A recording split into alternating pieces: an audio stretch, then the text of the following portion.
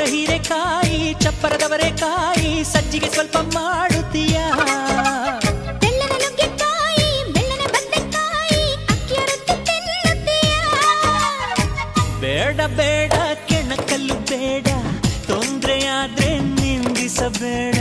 ಮೆಚ್ಚಿಕೊಂಡ ಗಂಡೆ ನಿನ್ನ ತೊಂದ್ರೆ ನಂಗೆ ತುಂಬಾ ಚೆನ್ನ ನಿನ್ನ ಪ್ರೀತಿಯ ಮಾತೆ ಚೆನ್ನ ಮಲ್ನಾಡಡಿಕೆ ಮೈಸೂರು ವಿಳದೆಲೆ ಬೆರೆತರೆ ಕೆಂಪು